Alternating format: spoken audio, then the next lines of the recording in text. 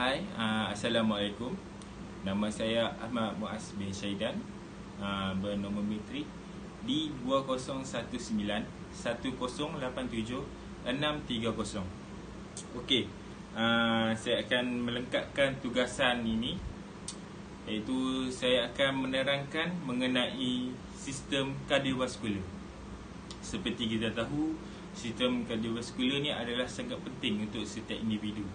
Hal ini kerana sistem kardiovaskular adalah salah satu sistem yang terpenting dalam tubuh badan sesebuah manusia.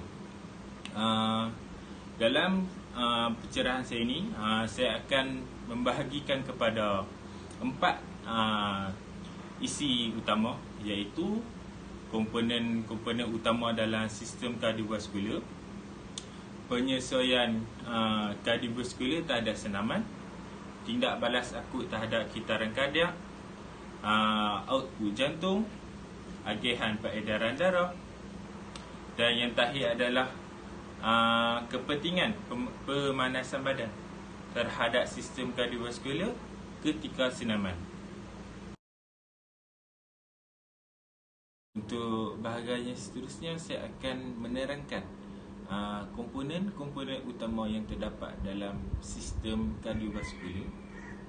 Terdapat 3 komponen utama dalam sistem kardiovaskular, iaitu darah, salur darah dan juga jantung.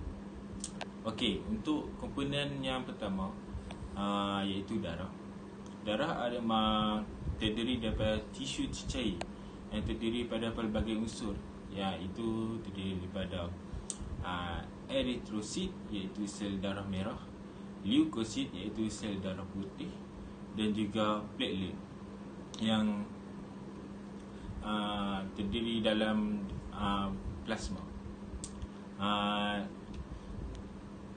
55% terdiri daripada plasma, dan juga 45% adalah terdiri daripada leukosit, daripada eritrosit, maafkan saya, daripada eritrosit. Okey, 7% daripada berat badan orang dewasa adalah terdiri daripada darah. Okey, itu adalah untuk bahagian darah. Okey, untuk komponen yang kedua ialah saluran darah. Saluran darah terdiri kepada 3 bahagian, iaitu vein, vena dan juga kapilari. Salur darah ini dia membolehkan darah mengalir dan melengkapi peredaran dari jantung ke tisu dan kembali semula ke jantung. Untuk komponen yang terakhir dalam komponen utama dalam sistem kardiovaskular adalah jantung. Seperti kita tahu, jantung adalah organ yang paling penting dalam sistem manusia, iaitu jantung adalah satu organ yang merupakan jantung yang perlu bekerja keras, jantung yang adalah segala-galanya dalam pergerakan setiap individu. Seperti kita tahu, jantung ni bekerja sepanjang masa, sepanjang setiap individu tu masih hidup. Okey, ini yang fakta yang saya dapat. Jantung dalam masa 24 jam, jantung berdegup sebanyak 10,000 kali, bersamaan dengan 7,000 liter darah. Saiz untuk jantung setiap individu adalah sebesar penumbuk bergantung kepada setiap individu, dan juga beratnya adalah tidak melebihi 1 paun.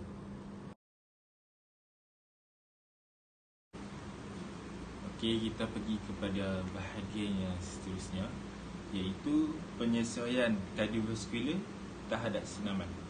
Terdapat 3 penyesuaiannya adalah, yang pertama adalah dapat meningkatkan jumlah strok.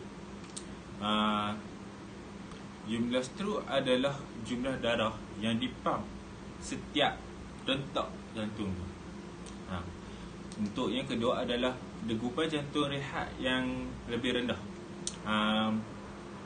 Tekanan jantung yang kuat sangat berguna dalam menentukan kecergasan aerobik seseorang itu. Semakin rendah degupan jantung rehat, maka semakin tinggi tahap kecergasan aerobik seseorang individu. Hal ini kerana saiz jantung atlet adalah lebih besar. Jadi saiz yang lebih besar ini membolehkan melakukan setiap rentakan yang lebih kuat dan lebih berkualiti berbanding dengan orang yang bukan atlet. Untuk yang ketiga adalah pemulihan degupan jantung yang lebih baik. Degupan jantung atlet akan kembali normal dengan kadar yang lebih cepat berbanding dengan orang yang bukan atlet. Seperti yang saya terangkan sebelum ni, hal ini kerana saiz jantung seseorang atlet adalah lebih besar berbanding dengan orang yang bukan atlet.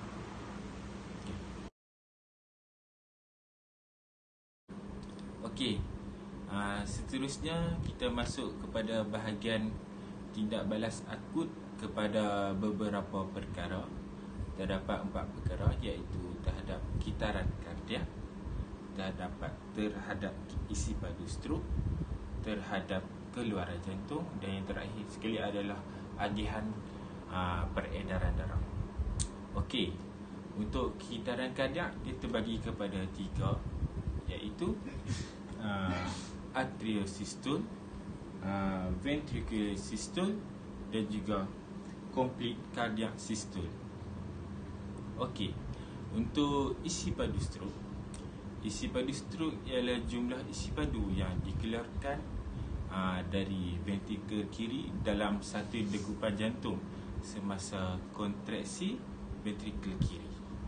Okey, hasil daripada daya tahan kardiovaskular akan memberi kesan kepada peningkatan isi padu strok. Isi padu strok adalah penentu utama terhadap kapasiti daya tahan terhadap, iaitu sistem kardiovaskular dan juga sistem reseptor dan jantung. Untuk bahagian keluaran jantung ni adalah keluaran jantung ni adalah jumlah isi padu darah yang dipam keluar oleh ventrikel kiri dalam jangka masa seminit. Keluaran jantung ni adalah bersamaan dengan kadar degupan jantung dalam 1 minit kita kali dengan isi padu strok. Saya akan sertakan formula mengenai keluaran jantung ni supaya memudahkan kamu untuk melihat dengan lebih jelas. Okey, untuk tindak balas akut yang terakhir adalah kepada agihan peredaran darah. Agihan peredaran darah ni terbahagi kepada 2, iaitu kitaran sistemik dan juga kitaran pulmonary.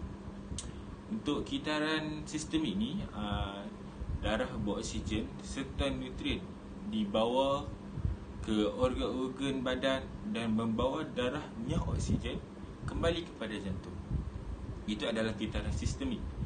Untuk kitaran pulmonary ni adalah darah yang nyah oksigen dibawa ke paru-paru untuk pertukaran gas sebelum darah beroksigen dikembalikan ke jantung. Okey, itu adalah kitaran pulmonary.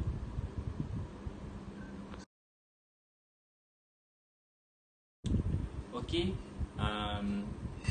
kemudian kita pergi kepada kepentingan pemanasan badan terhadap sistem kardiovaskular ketika senaman. Terdapat 4 kepentingan utama. Untuk kepentingan yang pertama adalah memberi signal kepada jantung untuk bersedia. Perkara ini adalah sangat penting, terutamanya kepada atlet-atlet, walaupun benda ni sering dipandang remeh oleh segelintir masyarakat. Okey, untuk kepentingan yang kedua, dapat meningkatkan pengaliran darah ke otot-otot. Sebelum individu melakukan sesuatu aktiviti sukan, dia perlu memberi signal kepada sistem kardiovaskular, iaitu jantung utamanya, supaya bersedia untuk mengepam darah dengan lebih cepat ke seluruh tubuh badan, supaya individu tersebut dapat melakukan aksi dengan lebih baik dan juga efisien. Yang ketiga adalah dapat mengelakkan berlakunya kekejangan otot. Perkara ini sering berlaku kepada atlet-atlet yang kurang tahap kecergasan, terutamanya mengenai sistem kardiovaskular. Apabila seorang atlet itu bagus dan mempunyai sistem kardiovaskular yang baik, ini membolehkan jantung individu tersebut untuk mengepam darah ke seluruh tubuh badan dengan lebih efisien dan juga pantas. Secara tidak langsung, kekejangan otot ni risiko tu adalah lebih kurang. Untuk kepentingan yang terakhir adalah menyesuaikan diri dengan kadar denyutan nadi. Perkara ini adalah sangat penting. Sebelum melakukan satu aktiviti, kerana aktiviti memanaskan badan ini dapat menyesuaikan tubuh badan individu tersebut dengan kadar denyutan nadi yang sesuai.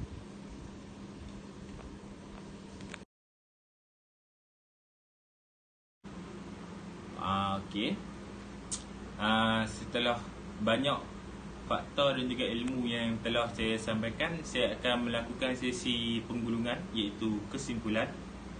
Seperti yang saya beritahu sebentar tadi, saya cuma just nak highlightkan balik apa yang telah saya terangkan dalam video ini, iaitu mengenai komponen utama dalam sistem kardiovaskular, penyesuaian kardiovaskular terhadap senaman, tindak balas akut terhadap beberapa faktor.